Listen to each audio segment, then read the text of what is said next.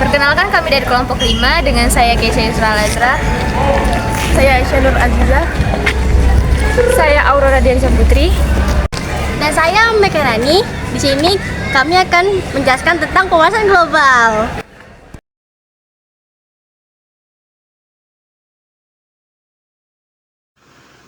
Pemanasan global merupakan gejala peningkatan rata-rata suhu permukaan bumi. Bumi telah mengalami peningkatan suhu global rata-rata lebih dari 1 Celcius sejak 1880.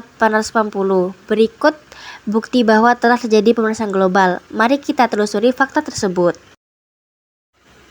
1. Peningkatan suhu permukaan laut. Suhu air laut meningkat 2-3 derajat Celcius dibanding dengan 3-5 juta tahun sebelumnya.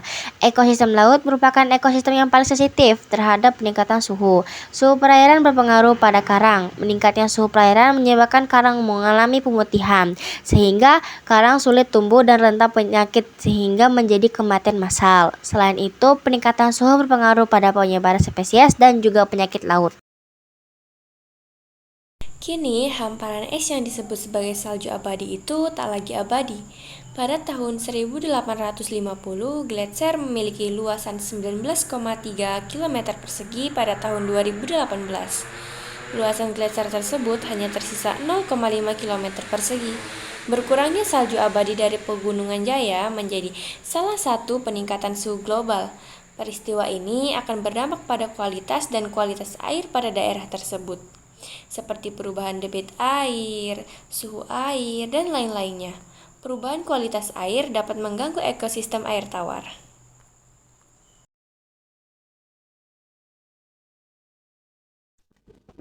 Fungsi hamparan putih es tersebut adalah untuk memantulkan kembali panas berlebih menuju ke ruang angkasa agar suhu bumi tetap terjaga. Hal tersebut yang menyebabkan kutub utara lebih dingin dibandingkan bagian bumi lainnya, sehingga hilangnya es di kutub dapat memperburuk kondisi peningkatan suhu permukaan bumi. Perubahan kondisi gletser es di kutub dapat mempengaruhi keberlangsungan hidup hewan yang hidup di daerah tersebut. Salah satu contohnya yaitu beruang es.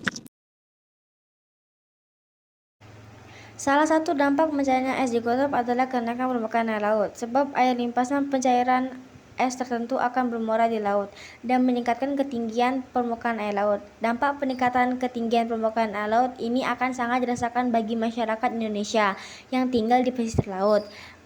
Bencana banjir rob, kenaikan permukaan air yang lebih tinggi saat terjadi pasang akan sering terjadi.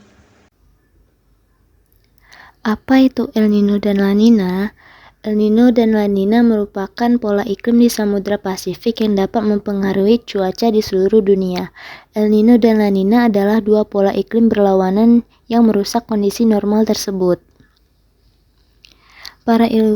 Para ilmuwan menyebut fenomena ini sebagai siklus El Nino Southern Oscillation atau ENSO. El Nino dan La Nina dapat menimbulkan dampak global terhadap cuaca, kebakaran hutan, ekosistem, dan perekonomian. El Nino dan La Nina biasanya berlangsung selama 9 hingga 12 bulan, namun terkadang dapat berlangsung hingga bertahun-tahun. Peristiwa El Nino dan La Nina rata-rata terjadi setiap 2 hingga 7 tahun, namun tidak terjadi pada jadwal yang teratur. Umumnya, El Nino lebih sering terjadi dibandingkan La Nina. El Nino dapat mempengaruhi cuaca secara signifikan. Perairan yang lebih hangat menyebabkan aliran jet Pasifik bergerak ke selatan dari posisi netralnya. El Nino juga berdampak kuat terhadap kehidupan laut di lepas pantai Pasifik. Selama El Nino, upwelling melemah atau berhenti. Tanpa nutrisi dari perairan dalam, jumlah fitoplankton di lepas pantai akan berkurang. Hal ini mempengaruhi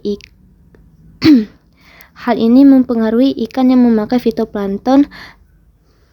Hal ini mempengaruhi ikan yang memakan fitoplankton dan mempengaruhi semua yang memakan ikan. Perairan yang lebih hangat juga dapat membawa spesies tropis seperti tuna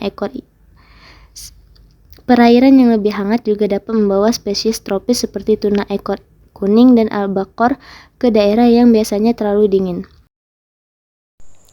La Nina. La Nina dalam bahasa Spanyol artinya garis kecil.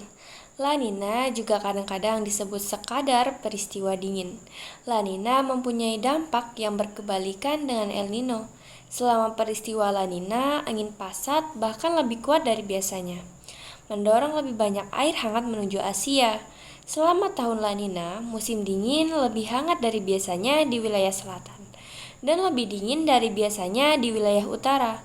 La Nina juga dapat menyebabkan musim badai yang lebih parah. Selama La Nina, perairan di lepas pantai Pasifik menjadi lebih dingin dan mengandung banyak nutrisi.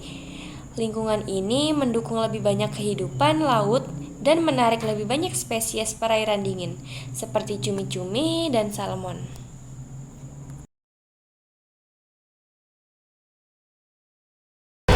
Sekian dari kami, terima kasih.